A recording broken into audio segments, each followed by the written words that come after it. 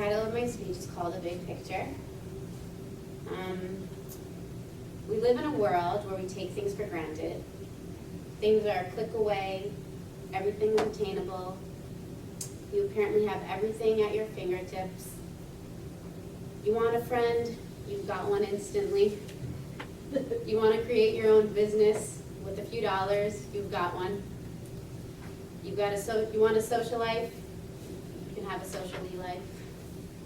All this with no work at all, no actual effort. We are living in the fast lane, and these distractions can be good and bad. Amidst all this distraction, we can forget to appreciate the things that are not necessarily things. Let us look at some things that we can start to be a little more aware of, and maybe take the little pictures and remember to see the big picture. I was talking to my mom about people talking about genies, granting them wishes. You heard of that? What I've noticed is that people I know, when they are asked if you are encountered with a genie, what wishes, and they grant you 3 wishes, what would you ask for? Their wishes are to win the lotto, to get the iPad they wanted, to get a nice car, have $1 million. And then most people's answers, at least that I know, mine have been, this answer is more wishes. What does that mean, more wishes? Our society sees the more, the better. The more wishes, the easier. When in reality, we all know that when we go into a store, let's say we just want a waffle, and we see chocolate chip, we see blueberry, we see raspberry, we see strawberry, we end up going home with no waffles. You just wanted a waffle. All these little distractions, and sometimes you forget the big picture. Let's look at another example, the lottery. There was a show on the Learning Channel about a guy who won the lottery. There's actually a show about people who win the lottery. But one of the men who won the lotto, he won $40 million, and he was broke minutes earlier. He did not really understand, he was illiterate, he did not really understand what money was. He didn't understand where it came from, what it means, what currency means. He didn't know that 10 hundredths is in $1,000. Within months, people were surrounding him. A woman confronted him and instantly took all of his money and murdered him within months. His family was devastated that this guy won so much money, and within months they had nothing. We should now look at the big picture. What are we really doing when we're buying the lotto ticket? Why do we pray for things? Why we relate to these things because that is what we've learned to appreciate. When really we should appreciate those things, but not just appreciate those things, but see what they give to us. Because you might not necessarily need the lotto to be rich. You might not necessarily need it to be happy or healthy. You might just need it to be a little more comfortable. The gifts and the bigger picture of health, happiness, have those things just left our radar? The reasons that these have left our radar is because we are distracted by the fast lane. We must get out of the fast lane and start to see the things that truly matter to us. Whether it be family, whether it be our career, whether it be our friends. Because at the end of the day, because of all of these distractions, we sometimes find ourselves getting angry that my iPhone broke, or getting upset about the material things, because someone put up a picture on Facebook that makes my friend look fat. My friend sent me a link the other day that says, they say nothing is faster than the speed of light, except a girl seeing a picture that sees she's fat and untagging it. Like, that's fast. What does that show? It shows that we are judging ourselves by websites. We're letting these things get to us, these little things get to us, instead of focusing on the daily gifts we've been giving, instead of focusing on the big picture. Let's look at Facebook as another example. Facebook is great for a person to vent. It's great for a person to share those moments that you would otherwise just laugh to yourself. Share those photos you took. It allows people to feel connected. It's what we want. But on the other token, it allows people to live in their computer, live for these gadgets. They update these gadgets so that they can use them more easily, more frequently, and be connected all the time. It gives us this sense of friendships, without the compromise. It gives us the sense of being an entrepreneur in your jammies. I'm not saying that Facebook or online businesses are bad or that the lotto is bad. I'm just saying it's a great website that can make you smile. It's great to connect with people all over the world. It gives you a sense of relaxation. The lotto can help our family enjoy worry-free living. Online businesses can allow you to become motivated within seconds, and if you work hard at it, you do make money. And without these little things, we wouldn't be able to enjoy the big picture. So I'm not saying that it's something bad. But amidst all of this, balance is key. Because putting all of our eggs in the technology basket or in the materialistic basket is taking a risk of not seeing the bigger picture in our lives. The city that within it is the house, that within the house is the computer, that with the computer you can use to watch Netflix with your family and family time. The phone allows you to be distracted when you'd like to be distracted, even when I had writer's block for pretty much until this morning. You would text people and they would tell you, oh, just write about how Whopper Jr. is great. And I'm like, okay, like it makes you smile. These things do make you smile and they help us get through our day. So what does all this have to do with one another? It just has to do with the fact that after what is all said and done, we must learn to sometimes not take things for granted and take these little things and make it into our big picture. Take our car into the slow lane for a few minutes. Yes, go 35 miles an hour. Sometimes it's fun to just drive your car in the slow lane and eat a donut. Just enjoy the slow lane, and you don't always have to be in the fast lane. You don't always have to be so quick where you can't eat your donut and you can't look away from the steering wheel because you might crash.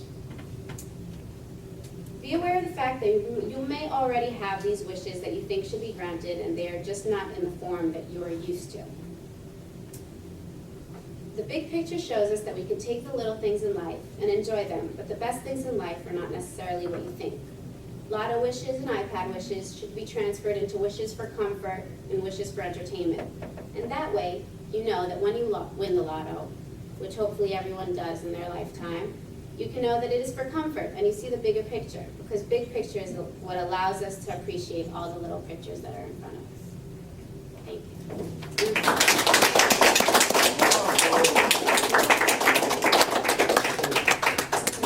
That's very good. I went from the little picture to the big picture as a grandmother born way back then. No, it's okay. Go ahead. Oh, no. I also saw the episode that Charlie watched with the man who won that money. It was really, really interesting and devastating at the same time that he didn't know what to do with the money. He had a mother and a girlfriend, and this woman just came into his life, took over his house, took his everything from him. She just moved in with the family. I'm gonna help you with your money. And she transferred all of that money into her account and killed him. So, yeah. Was she prosecuted? Yeah. Court. Oh.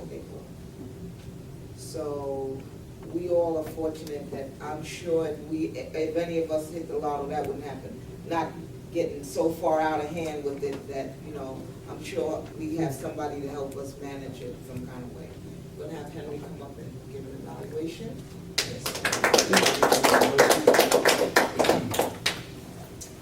Just a reminder, there's a sign-up sheet going around, and I could use some speakers next week. I'm going to ask you to prepare a speech, Talia, next week. Okay. Talia and Scott, can you do it? Let's give you an evaluation. You, And I'll do yeah. that. No, because there's a, before you start, because something, there are certain things that I'm going to cover here, and I'll cover more in depth next week. You're gonna do an evaluation workshop Yes. next week? Yes, no, I'll talk about it a little bit.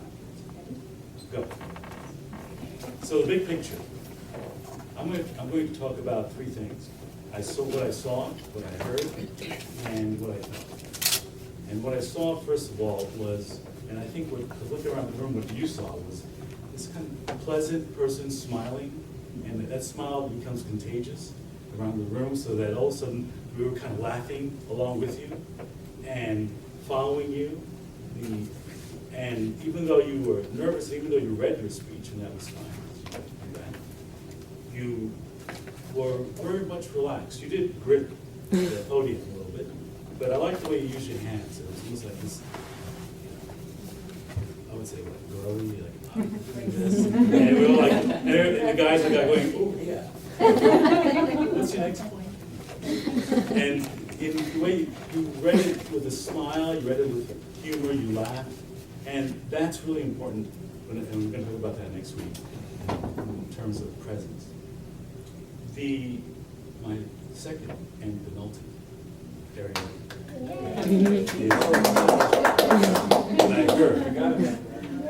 what I heard, in referring to basically content, was the big picture. It's a big topic in my opinion. I wasn't really clear in the opening where you were going in the big picture, because the big picture can be anything. Is it a movie that I missed?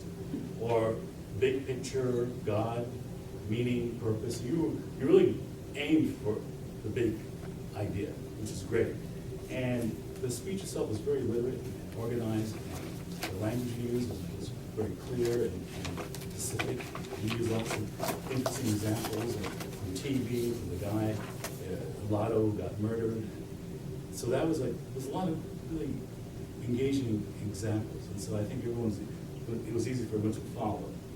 And your voice, I think, was really interesting to hear is how you varied your voice. So it's not just you're sometimes up here or down there, and then this and then that way, and that's really great because it keeps us awake. The last thing I want to say is and what I'm going to talk about next week is presence, what I felt, and that what I felt, and I think what the audience looking around the room felt was a kind of an earnestness, a genuine, authentic person speaking from the heart and connecting with me, with us, through emotionally through the heart, and that's really important for us to engage in connection. Because what happens with us when we're talking up here, we get nervous, we get anxious, and we forget that who we are in real life when I'm just talking to you and I'm just telling you what I feel. And I'm not saying like, so yeah, I'm thinking this, and I think the Knicks really suck. I'm just telling you to you like it is. And the more you can bring that of yourself, the more your speech, the easier this will be. It'll be like talking a group, talking to an individual. So excellent job, thank you, and look forward to it. Thank you. We're now going to have, we're running out of time a little bit, so we're gonna have to put more for Marion, give the odd count, and that's Lindsay? Yeah. Okay. Okay, so firstly, just to say that I found it quite difficult to keep up with it because I was so engaged in what was being said in the stories that I come to like, oh God, I'm supposed to be panicking. So I really, really enjoyed everyone's speeches. I've had one from me then, one from Gretel. Do I evaluate you as well? Yes. Yes, so I had one from yourself and 2 you knows. Scott, I had 6 7 you knows, and also I had like a couple of times as